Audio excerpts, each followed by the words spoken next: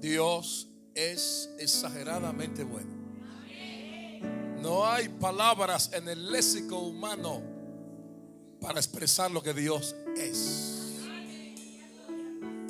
Dios es infinitamente bueno. Gracias a mi pastor Néstor y su esposa y a los líderes en esta mañana por concederme el honor de poder exponer la eterna palabra de Dios. Gracias a Dios. Estoy frente de la máxima creación de Dios. Estoy frente de la máxima creación de Dios. Fuimos hechos un poco menor que los ángeles. Aleluya. Sin más preámbulo, vamos a abrir la Santa Biblia en esta mañana.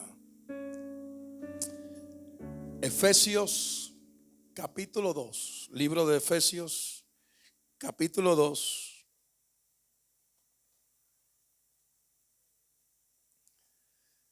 Verso 10 al verso 21. Vamos a leer la palabra eterna al unísono en esta mañana. Y de allí vamos a extraer el pensamiento que Dios tiene para nosotros.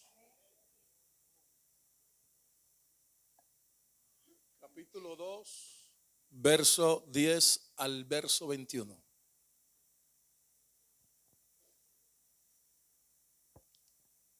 ¿Están conmigo ahí?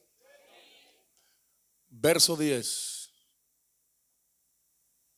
No, es Josué. Josué. Está Efesios 2:10. Josué capítulo 2, verso 10. Amén. Gracias. Proyección, muchas gracias. Amén. ¿Está conmigo ahí en la pantalla?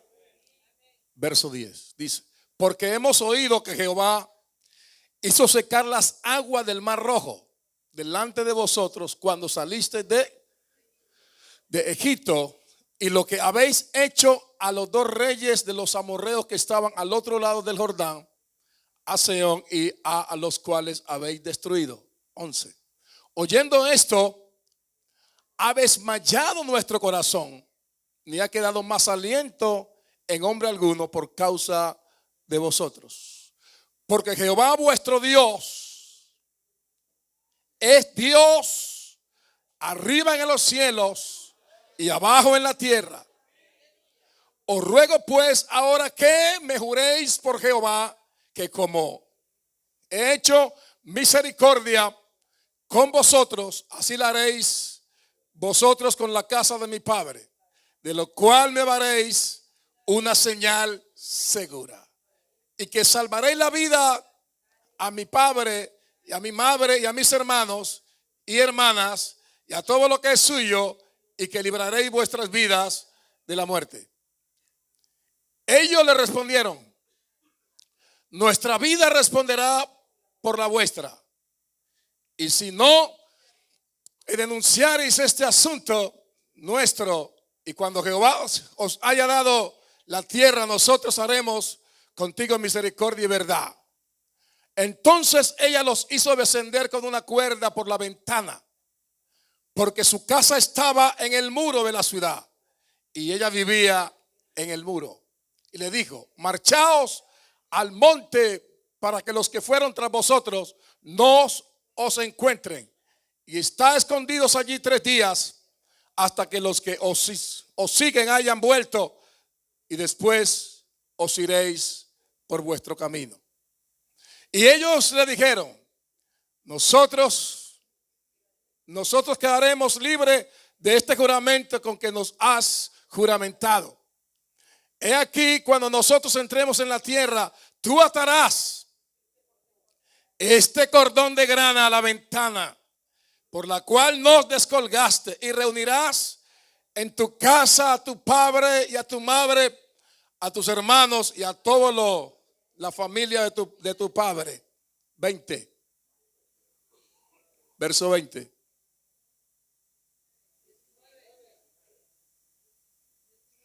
Cualquiera que saliere fuera de las puertas de tu casa, su sangre será sobre su cabeza, y nosotros sin culpa, más cualquiera que se estuviere en esa casa contigo, su sangre será sobre nuestra cabeza, si mano le tocare. 20.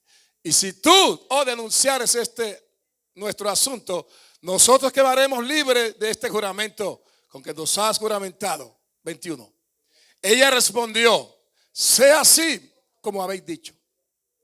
Luego los despidió y se fueron. Y ella ató el cordón de grana a la ventana. Dígale al que está a su lado: un lazo rojo en la ventana.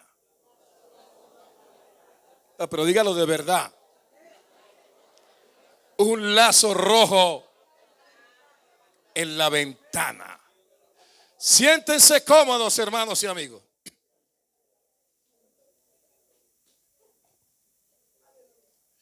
Quiero decirles en esta mañana que vengo en la autoridad de la palabra de Dios. ¿Están conmigo aquí? Vengo en la autoridad de la palabra de Dios, en el nombre de Jesús de Nazaret, y bajo la unción del Espíritu Santo, a transmitir este mensaje al auditorio en esta mañana. Pero antes de todo, permítanme hacer aquí una breve introducción alusiva al enfoque de esta enseñanza. Un lazo rojo en la ventana. Hay episodios en las Sagradas Escrituras que son un símbolo, una representación directo del plan salvífico de Dios, y hacen parte de ese amplísimo lenguaje o figurado de la Biblia, y que no eran un fin en sí mismo, sino que apuntaban a cosas más gloriosas y trascendentes. La salvación de Noé y su familia en el arca. Por ejemplo, la salida de Israel de la cautividad, la muerte del cordero y todo lo relacionado con el sacerdocio levítico, los sacrificios y los rituales. Hay otros que, sin ser un símbolo o directo, pueden ser aplicados para ilustrar de manera alegórica la trascendencia de la salvación de Dios. La épica salvación de Lot y de la destrucción de Sodoma y Gomorra, o parecida a una operación de rescate. Y en este caso, la maravillosa salvación de Rahab y su familia. Son historias apasionantes que están más allá de lo escrito, que tienen una significancia, que ilustran, dibujan realidades que, de no ser así, no serían comprendidas de la manera en que en el fondo de cada una de estas historias hay un acontecimiento de trascendental importancia. Todas estas salvaciones tenían que ver con cosas definitivas y poderosas. Salvar a una nación, una generación. Y permítame en esta mañana, los alcances de los efectos del evangelio están mucho más allá. Es interesante que los amigos en esta mañana entiendan el verdadero fondo del evangelio, para que dejen de suponer que recibir el evangelio sea simplemente cambiar de religión, dejar de fumar, tomar o dejar de pelear con la mujer. El evangelio sí puede transformar el estilo de vida, quitar un vicio, sanar enfermedades y hasta acabar con las peleas en el hogar. Pero en el fondo se trata de salvar eternamente a una persona, una familia, una generación o una nación completa. Salvarla del pecado y sus consecuencias, tanto temporales como eternas. Les hice lo que es la introducción. Vamos al plan. Esta es la historia. Número 1, Jericó era parte del reino amorreo. Un reino de personas violentas y depravadas. Dios condenó este pueblo y ordenó a los israelitas que los desaparecieran. ¿Están conmigo aquí? ¿Están conmigo aquí de verdad? Porque yo los estoy mirando a ustedes, no me están mirando a mí, ¿no? Deuteronomio capítulo 20, verso 17 dice la Biblia: sino que los destruirás, escuche, sino que los destruirás completamente, al eteo, al amorreo, al cananeo, al fereceo, al heveo y al jebuseo, como Jehová tu Dios te ha mandado. La destrucción de la ciudad es inminente. Una orden. Es una orden del que está sentado en la única silla del universo. El que cuelga la tierra sobre nada y se para en la soledad de la nada. Es una orden del Señor. La destrucción de la ciudad era inminente e inevitable, Aunque Josué capítulo 6 verso 1 dice la Biblia: ahora Jericó estaba cerrada, bien cerrada, a causa de los hijos de Israel. Nadie entraba ni salía. Los muros que la protegían realmente no la protegían. Habrían de desplomarse como un castillo de arena, como un castillo de naipe, como un castillo de dominó. Una sentencia de Dios no puede ser revocada. ¿Dónde están los pentecostales aquí? Una sentencia de Dios no puede ser revocada. Los seres humanos buscamos protegernos por nuestros medios de lo inevitable. La muerte, por ejemplo, aunque está establecido para los hombres que mueran una vez. Son muchos los esfuerzos que hacemos para evitarlo. ¿Quién quiere morir? Para evitarlo, desde cirugías, operaciones, conjuros o ejercicios y hasta ritos. Sin embargo, la suerte está echada en razón de sus pecados. El mundo está condenado a la perdición. No habrá tal cosa como un mundo mejor, por más que sembremos árboles.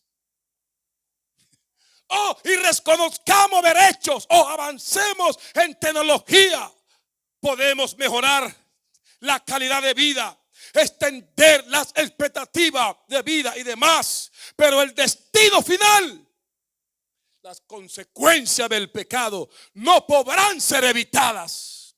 No hay murallas, no hay ni siquiera religiones. No hay absolutamente nada o ideologías conceptuales que puedan evitar la tragedia. Número 2, 2 espías.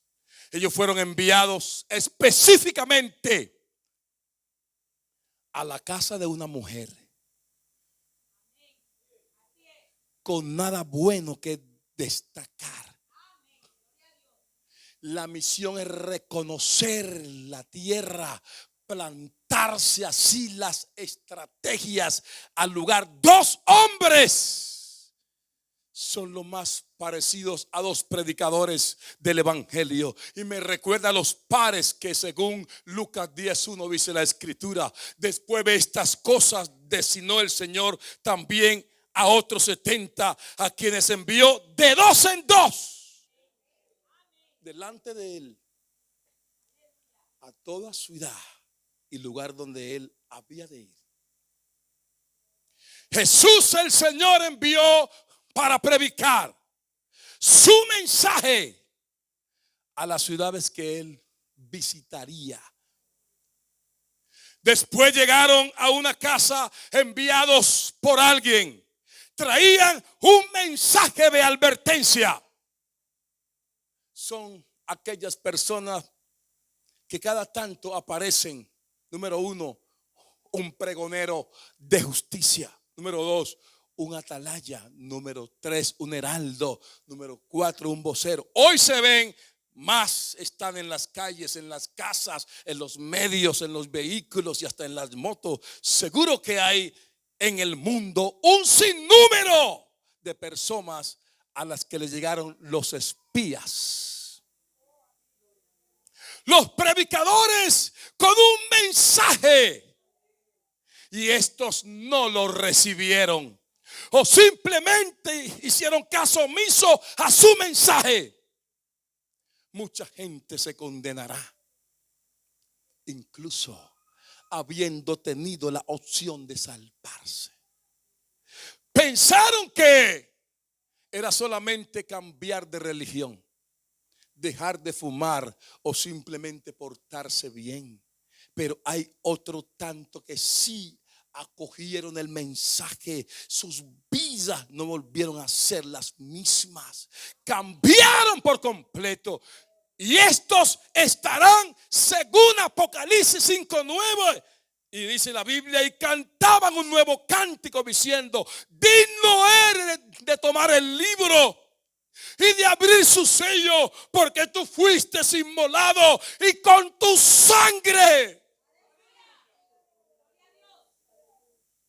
nos has redimido para Dios de todo linaje, lengua y pueblo y nación. Aquí en España hay de diferentes nacionalidades, pero un día si usted entra por esa puerta de Hechos 2:48 y se arrepiente y se bautiza en el nombre de Jesucristo y recibe el don del Espíritu Santo, un día estaremos cantando en el cielo de todas las nacionalidades. Si ese aplauso es para Dios, debe ser mejor. Toda la gloria, toda la honra y la alabanza solo es para Él.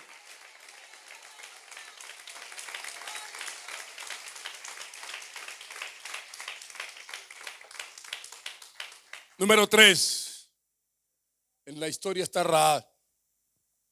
Si bien los espías no van a anunciar a todos, se dirigen a la casa de una persona en particular.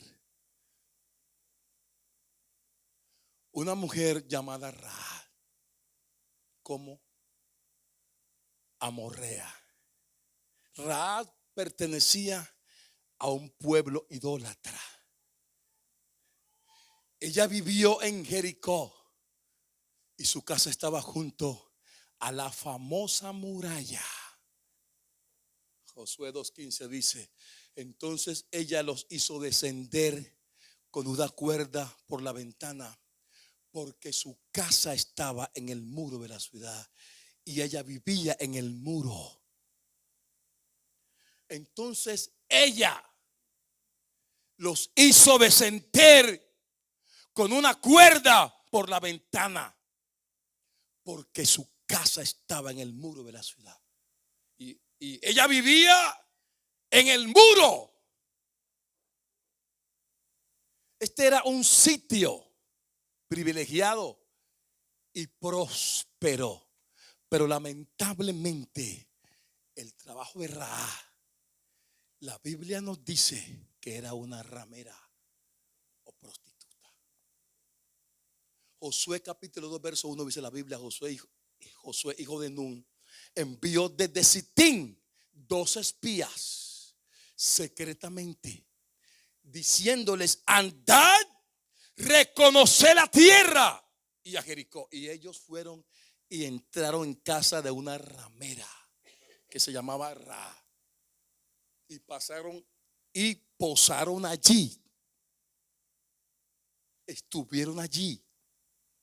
Los espías israelitas no estaban allí, escúcheme, con el propósito con el que llegaban los demás hombres. ¿Están conmigo aquí? Ellos la trataron con mucho respeto y dignidad mientras hacían su reconocimiento. Le explicaron quiénes eran.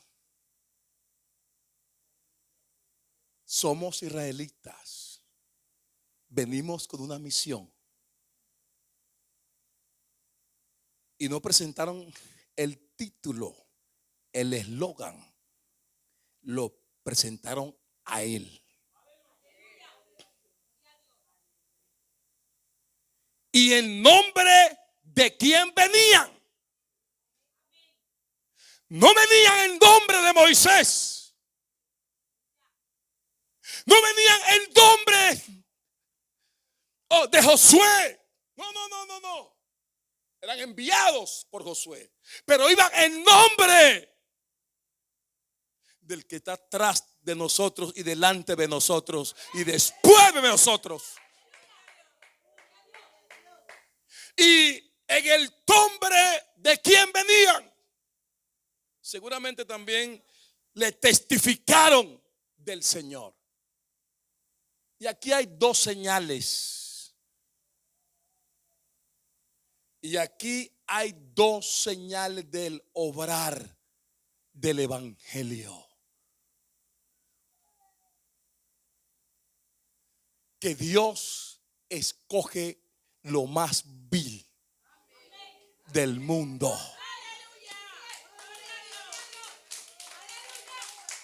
Una mujer de la vida licenciosa.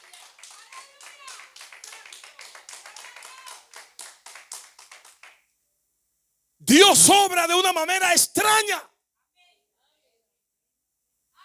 Usted y yo no lo entendemos, pero Él sí sabe lo que hace, cuándo lo hace y con quién lo hace y a qué hora lo hace.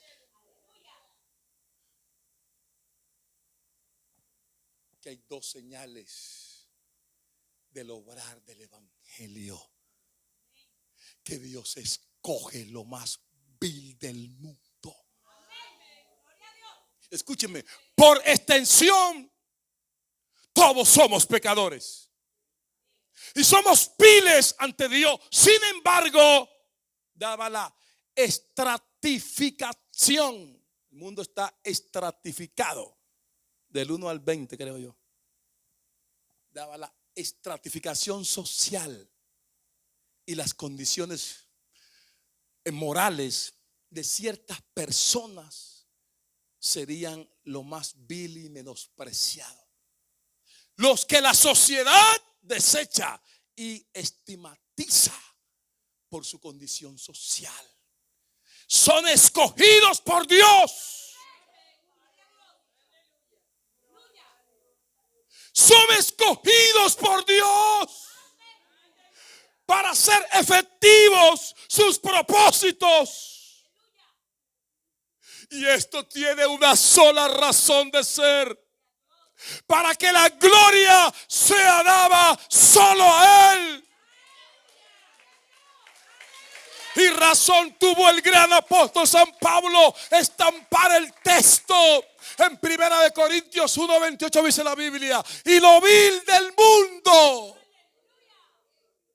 y lo menospreciado escogió Dios, y lo que no es, para deshacer lo que es. Para deshacer lo que es, pero además más abiertos a la posibilidad. Lo vil del mundo, lo menospreciado, está más abiertos a oír el evangelio.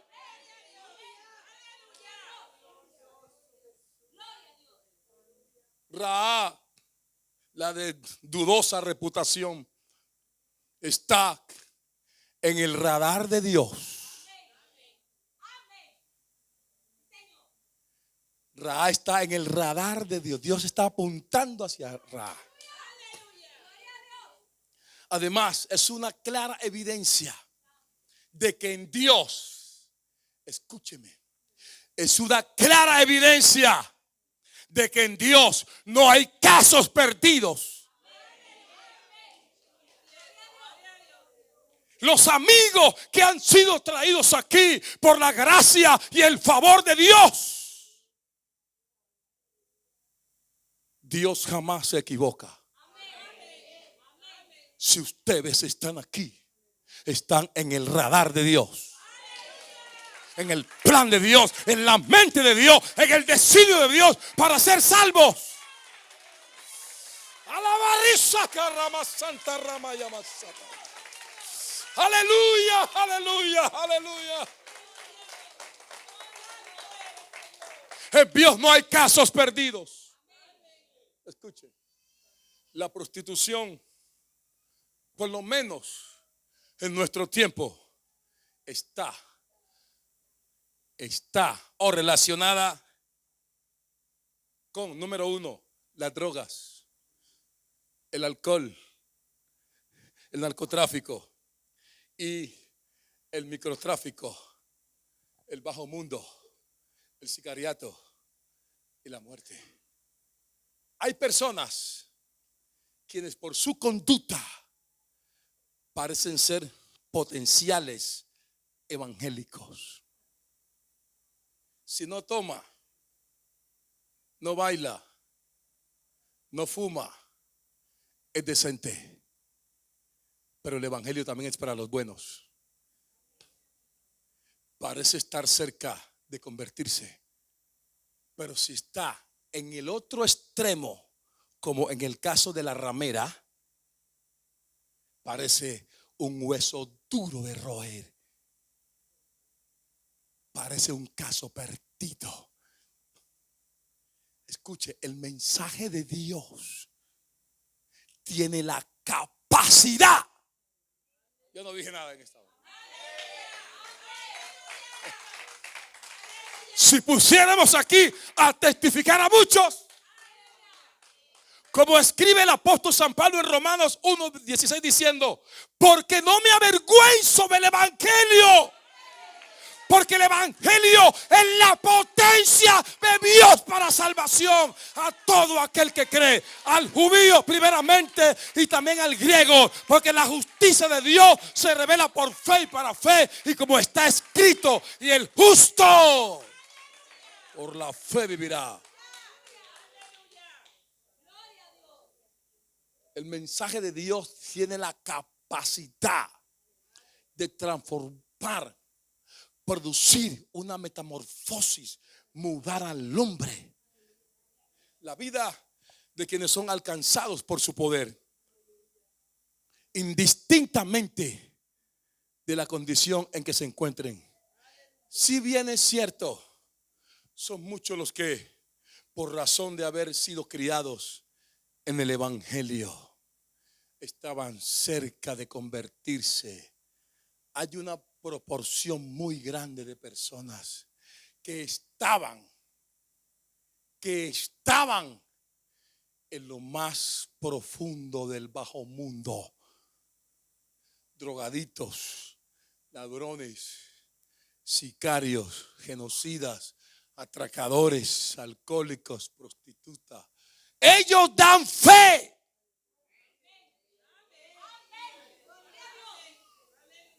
Y aquí los hay algunos. Ellos dan fe.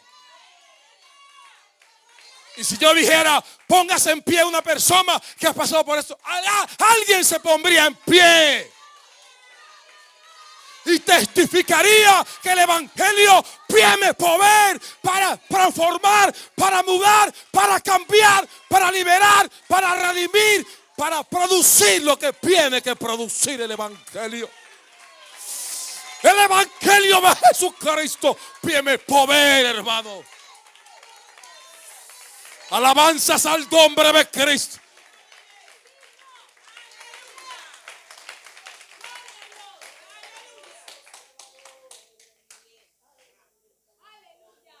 Aquí hubo gente que Dios lo sacó del bajo mundo. Drogadictos, alcohólicos. Nadie le da un peso por ello. Eran huesos de roer. No tenían carne.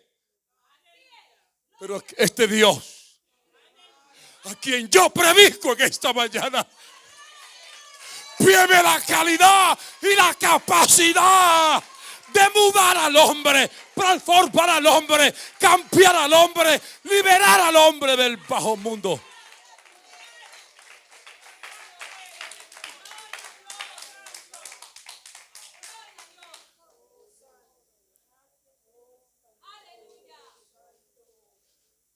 Dan fe de que alguna vez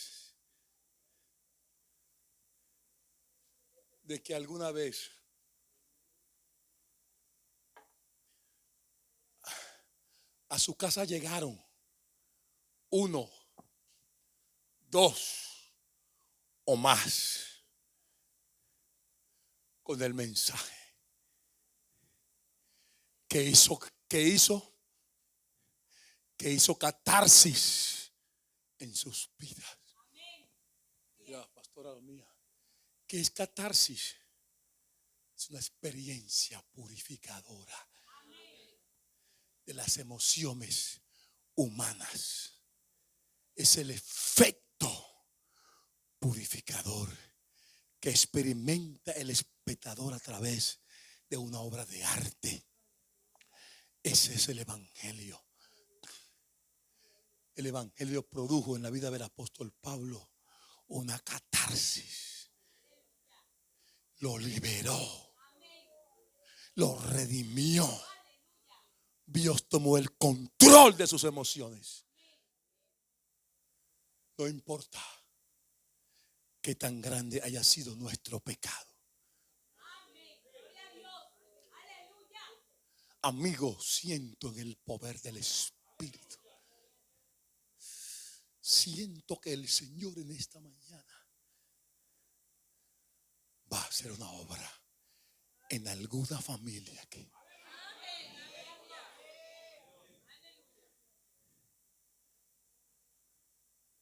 No importa qué tan grande haya sido nuestro pecado.